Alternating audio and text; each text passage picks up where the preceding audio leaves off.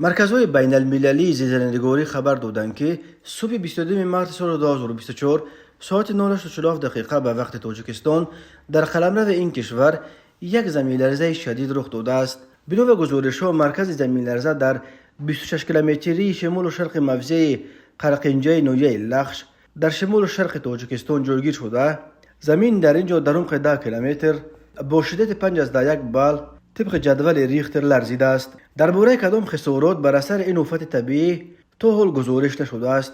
خدمات گیوفیزیکی اکادمی ملی علوم تاجیکستان هنوز این آفت طبیعی را شرح نداده است. در همین حال مرکز جمهوری زلزله‌نگاری وزارت ولایت‌های فوق‌العاده ازبکستان خبر داد که شدت این زمین لرزه صبح 22 مارس در مرکزش در 313 کیلومتری جنوب و شرق تاشکند در قلمرو تاجیکستان طبق جدول ریختر 5.5 بال را تشکیل داده است.